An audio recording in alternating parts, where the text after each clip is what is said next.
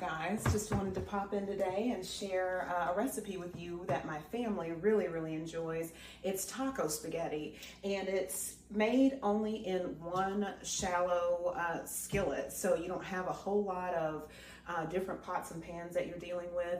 And what you want to do is start off, like I suggest, with your dishwater already ready. I've got my dishwater over there with some dishes in there, soap and all that, so you can wash your dishes along the way so you don't have so much accumulation at the end. And so all you're going to need is a packet of taco seasoning, some red enchilada sauce, a can of Rotel, 2 tablespoons of tomato paste, and whatever kind of pasta that you want to use for your taco spaghetti. My family prefers thick spaghetti, and so that's what I'm going to be using. You're also going to need some beef broth, and I'll tell you, I normally will use the beef broth in the box, but I have found that I really enjoy using beef base. And it is a condensed, it's a richer, thicker, it's a condensed version of beef broth. It is a paste, and so what I normally do, I'll take about a teaspoon or so of some of the beef base and put it in hot water, which I've already done here on the stove. I boiled some water, added about a teaspoon and a half of the beef base to the water, mixed it in, and it just gives a depth of flavor that is not captured with your beef broth. Okay, it's just a deeper, richer, more flavorful experience, cooking experience and tasting experience when you use the beef base. I also use chicken base as well, and it's the same thing. When you have your chicken base on the stove and it's cooking or what have you, it smells like chicken noodle soup. I mean, it's a more depth of taste, flavor than you get out of chicken broth. So that's what you're going to need: about 2 cups of beef. If you use beef broth, 2 cups, or your beef base, about a teaspoon and a half, added to about 2.5 cups of water, because it's going to boil. Some of it's going to, some of it's going to steam and boil off. So about 2 cups of your beef base with water. Okay. And so I'm going to be using ground beef for our taco spaghetti. You can use whatever you would like. You can use ground turkey. You can use ground chicken. You can use chicken, chicken thighs if you want to shred those apart. Chicken breasts and shred it apart. I haven't tried it with chicken thighs. I have tried it with chicken breast. It's excellent. I've tried it with turkey, and it's excellent. But we're going to stick with ground beef today. And then we're going to be using some garlic and onion. And I already have my onion and garlic diced up. My kids do not care for onion and garlic, so I'm not going to put a whole lot of onion in. Let me just toss this in the sink. I won't put a whole lot of onion in it because my kids really don't care for the pieces of onion. They prefer more of like an onion powder, but I love fresh onion, so I'm going to put some in. And the way that you can, for kids that don't like fresh onion, the way that I'm going to do it, they won't even notice it. So you just start off with your skillet, and you're going to turn it on about medium high, and put some butter in your skillet. If you want to use butter, you can use olive oil if you would prefer, or margarine if people use that, or coconut oil. I've used that before as well. And so you're going to want to add that to your skillet, and then we're going to cook the onion, soften it down, put a little bit of salt on that onion to get it where it's very translucent, and so that your kids that don't like onion don't even notice that the onion is in the dish. Okay, I'm trying to find my salt. I don't know where I placed it at. Oh, I see, it's over on the table. Hold on for a second. Okay, so we're just gonna put some salt in there, and we will add the onion once your butter has started melting down, and mine has started melting a little bit. We'll add the onion. You don't want to add your garlic in until about the end. Garlic does scorch very badly and burn. You don't want that to happen. I'm going to use fresh garlic. I've already diced up just a little. My kids don't like a lot of garlic, so I'm just going to put a little bit in there. Fresh garlic goes a long way, and so you don't really have to add that much for people that don't prefer garlic or a heavy garlic flavor. But for people that don't know how to open up your fresh garlic clove, you're just going to take a knife on that clove and press down, and it will break apart your garlic. and you're able to effectively remove the garlic peel off of the fresh garlic. Okay, it's very easy to do, and like I said in my previous videos, I always keep like a little trash bowl on my countertop when I'm cooking, so that way I'm not traveling back and forth to the trash a lot while I cook. But you can also use the garlic in the jar as well. I use that periodically. My brother uses it as well.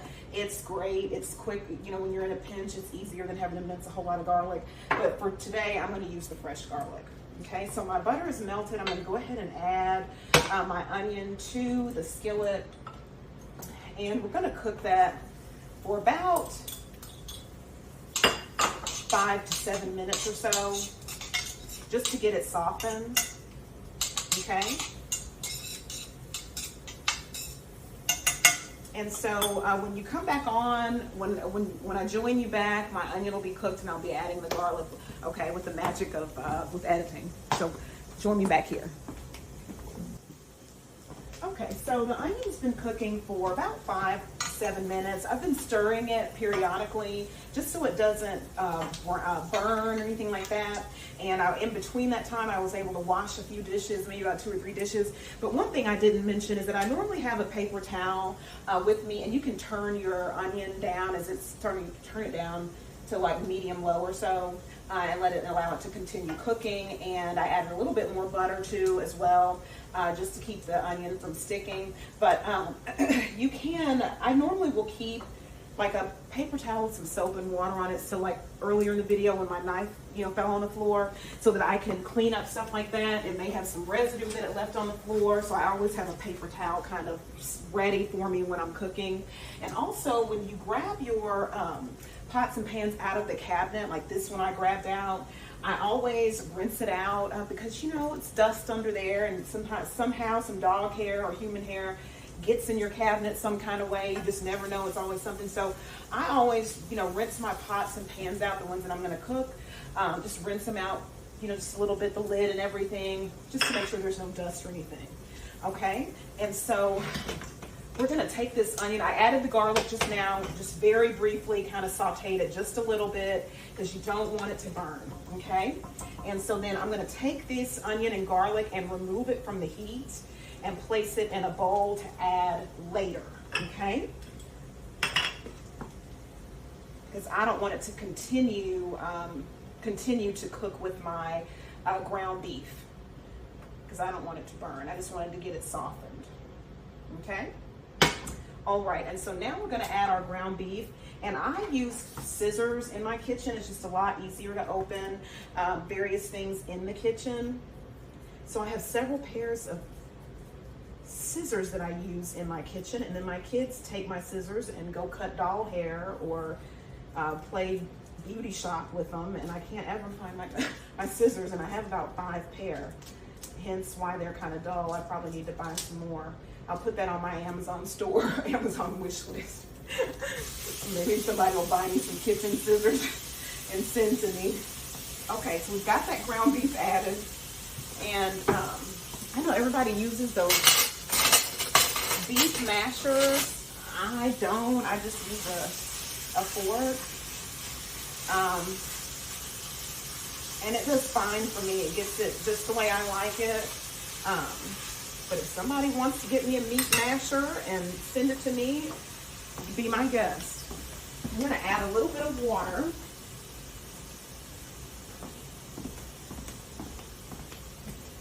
Just going to add a little bit of water to the ground beef. And I'm going to salt and pepper the ground beef as well.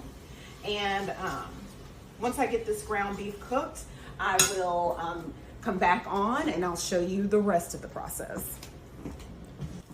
Okay, so I've got my ground beef salted, peppered, I have it drained, and I'll just show you what it looks like with me using a fork. I mean, it's broken apart, you know, the way that I like it. I've never really had time when you have a busy household to run around looking for gadgets and mashers and all that. So I just use what's available on a fork. Does me well. So I've got that broken apart, seasoned. I'm going to add my onion and garlic back to the skillet.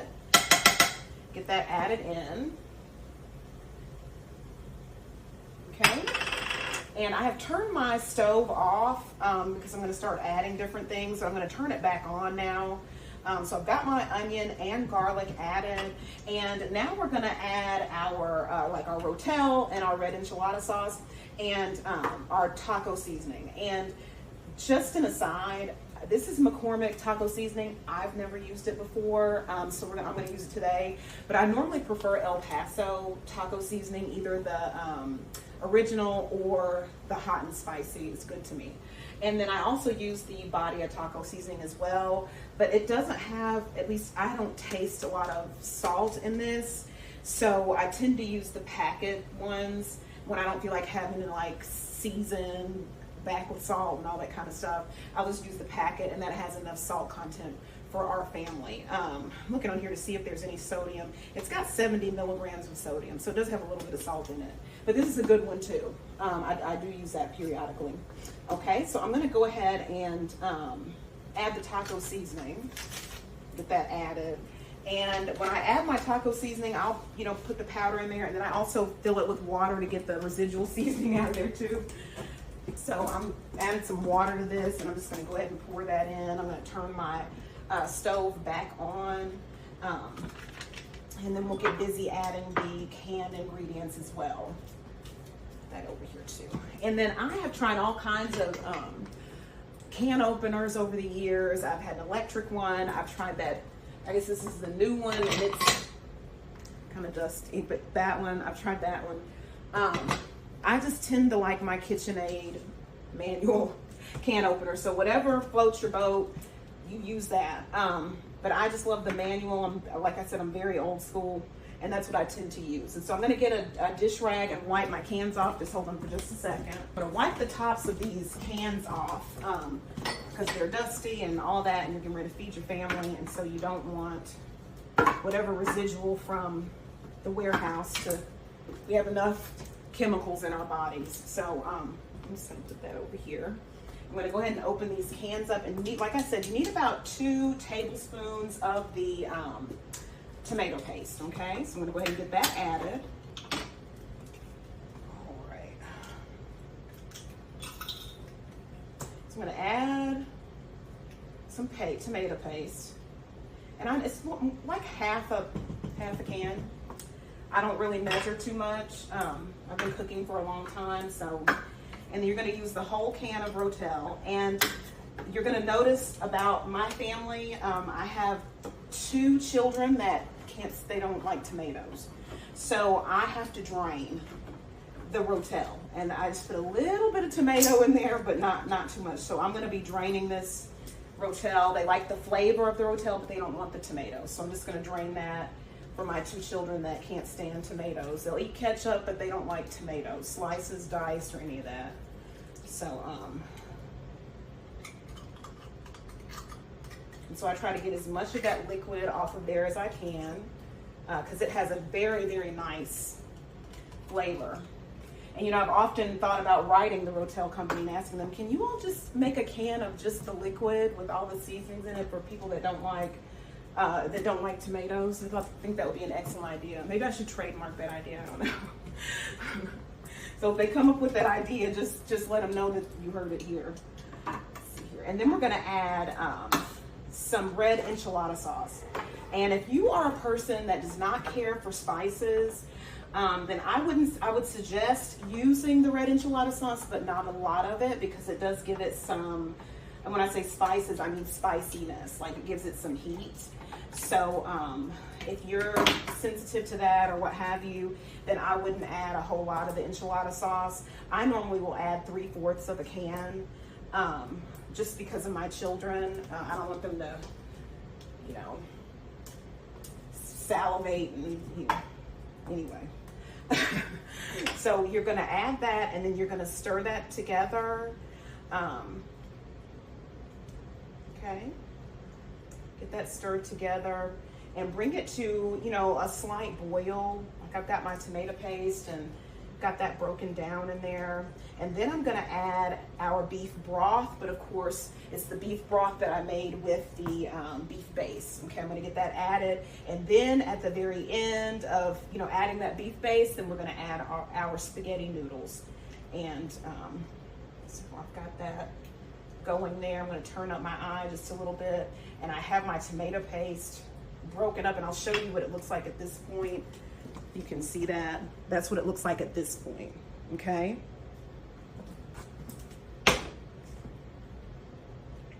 And I love the fact that this is all cooked in one pot because it just gives that taco spaghetti flavor. You know, you got your noodles in there cooking in the broth that you've made. So the noodles, you know, capture the flavor of everything that's in the taco spaghetti. Okay, so I've added that beef base with water, added that, and I'll show you what that looks like too if you can't see it, but that's what it looks like right now. I have not stirred that together, but that's what it looks like. Okay, and so then I'm gonna go ahead and stir that, and then I'm gonna go ahead and add our spaghetti noodles, and I'm also gonna add, more towards the end, some cheese. I'm gonna use Colby Jack cheese. I've already shredded it. I use the cheese off the block, you know, that comes in the block. I don't get the already shredded cheese just because it has that potato starch in it, and so it makes it more difficult to melt. So I just shred my cheese, and I use one of these. I did get one of these gadgets from Amazon, the cheese shredder, and what I have found is if you use it over a shallow bowl, then it goes into the bowl a lot easier. That's what I have found. Just a shallow bowl to put up against it, or a square shaped bowl that's shallow, and your cheese just falls in there a lot easier. So I found that to be of use. So anyway, let me get the, and we're gonna have corn too, if I didn't mention that. If you are a corn person, you can add a can of corn, you can add half a bag of frozen corn. I'm gonna add about what's left of this bag, which is maybe about a third of a bag of corn to ours, okay? So I'm gonna go ahead and get that added. And then I'm gonna add the spaghetti, and then we're gonna put the lid on there. Let me stir in that frozen corn, and because that does bring the temperature of things down a little bit. So I'm gonna get that stirred in because it was frozen. It's been sitting out for about 10 minutes, but it was still had a chill factor to it. So I've got that turned back up, and I'm going to add our spaghetti. And once you add the spaghetti, you just add whatever amount you want to have. This is a 1 pound box of Berea thick spaghetti. My kids love the thick spaghetti. My spouse does too, and so I'm gonna go ahead and get that added. And you can decide if you want to add the entire box or if you want to add half the box. It just depends on your personal preference about how much spaghetti noodles you want to have. And I tend to break mine because I have younger children, and so they don't do so well with the full size long noodles. They tend to just doesn't work. So I break mine in half. Okay, and I'm going to add just a little bit more. I normally use like about 3/4 of a box for my family for this particular dish. And you, of course, and it also depends on how much taco spaghetti you're making too. Like some people will use 1.5 pounds of ground beef or ground turkey, or even 2 pounds. I just use 1 pound because that's enough protein for my family. And so I've got those noodles in there, and you kind of want to just fork it just to break those noodles apart just a little bit, and then go ahead and place your lid on. Mine is coming to a boil, and I'm gonna turn it down just a little bit, and then I'm gonna allow this to cook for, I'm gonna check it in about 5 minutes. So in 5-minute increments, keep checking just because you don't want it to scorch, and you don't make sure you break your noodles up. And during that process, I'll wash a few dishes, I'll wipe my stove off, I'll kind of get some of this trash removed and wipe my countertops off because I can see a little residue from the redness of the taco spaghetti. So that's what you can do in the meantime while you wait on that 5-minute mark. Okay, so we're at the 5-minute mark. I'm gonna take the lid off and check the pasta.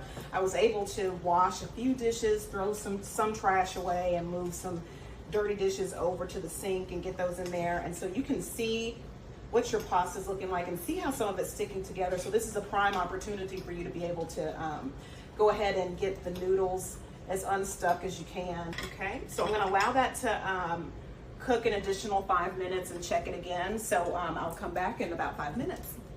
All right. So it's been another 5 minutes. I'm gonna get spatula or something to kind of check on see our progress, or you know what, I may use some tongs. Check on that spaghetti process. And it's on medium, it's boiling. I'm gonna turn it down just a little bit. Okay. And so it's looking really good. And at this point, you're gonna wanna kind of check the bottom of your skillet just to make sure that your spaghetti noodles are not sticking, which I can sense that some of mine are. So I'm gonna go ahead and nudge those. And at this point, when your noodles are just like al dente, you go ahead and turn your stove off, because they're still gonna cook. They're gonna soak up some more of that taco sauce liquid, or spaghetti sauce, but taco spaghetti sauce liquid, and they will continue to expand and cook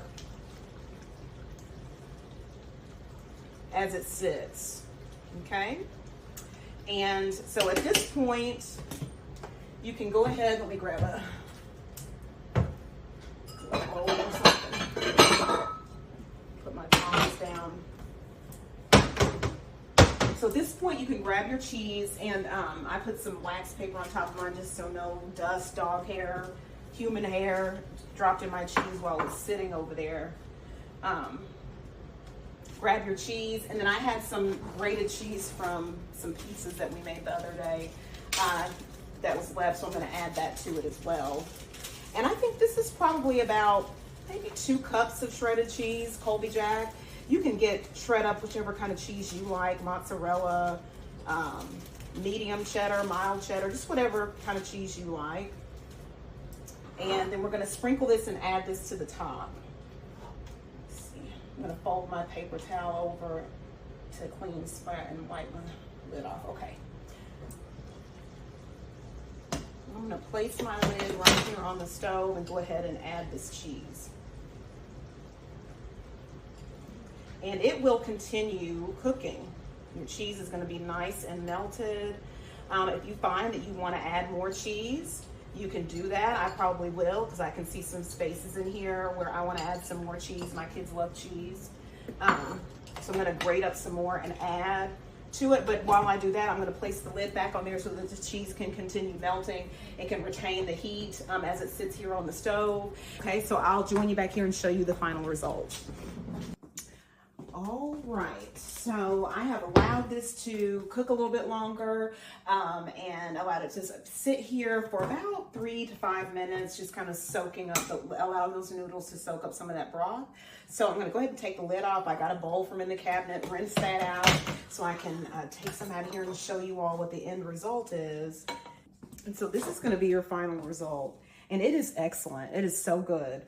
I'm gonna let it cool a little bit, and then I'll taste some. But I'll tell you, you know, if your partner, if you're not single, you have a partner, significant other, or spouse, if their love language is acts of service, you know, cooking is an excellent way to, you know, to do an act of love for that partner that's their love language, and actually making their plate. You know, if you're in a healthy, you know, relationship, healthy relationship, the person's not paranoid that you do something to their food or whatever. That's another, I mean, I'm just saying, but you make their plate and all that kind of stuff, and let them know dinner's ready and have their plate ready, or bring it to them or what have you. And it's an excellent, excellent way to, you know, if you have to maintain that. I mean, it's not something that you just do just because, you know, once or twice. If that's who you are, then it's an excellent way to serve that partner's love language. I know I'm naturally that way, and will do that unless I have a partner that says they don't want me to do it. But so making your partner's plate, bringing it to them, is an excellent way to show your partner how much you love them and how much you appreciate them. And even doing it when times are not the best. And I would say that, you know, every relationship goes ebbs and flows.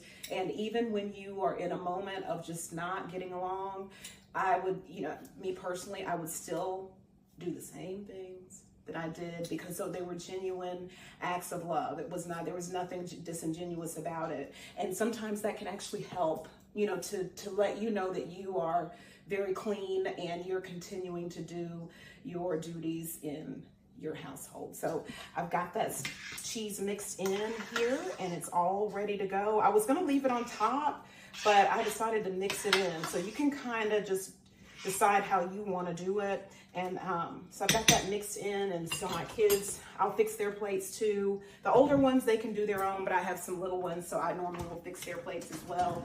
And I've got my dishes, some dishes washed over there, and I can't tell you, as you wash your dishes along the way, it takes away a whole lot of time where you can actually sit down and enjoy a meal with your family, because you don't have so much, you're not looking at your kitchen. It's a daunting task ahead of you. You pretty much got that finished.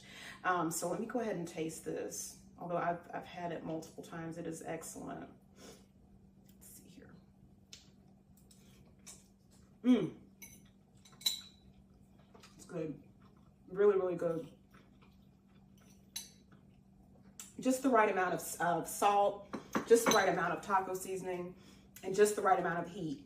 And just know, if you do want more heat, you can add some more red enchilada sauce to yours. Like I said, we use about 3/4 of a can, and I think that's a happy medium for everybody. I love you guys so much, and just remember to make today fabulous. I know we all have our moments. I have them too. We are not perfect. We are human. We are flawed. But as much as you can, just remember to be grateful. Something that I do is write down what I'm grateful for in the morning or periodically through the day, just as a reminder, and also tell myself, I'm just thankful I'm breathing. I'm grateful that I'm breathing, grateful for breath. It makes a difference, especially when you're kind of caught up in your day and things are not going the way that you would hope that they would go. Just as a personal reminder to yourself, just to give some gratitude and let the universe know that you are very, very grateful, because things can change on a dime. All right, well, I'll see you guys here later, and thank you so much for joining me at 234 in La Casa. I'll be posting more, okay? Y'all take care and have a great day.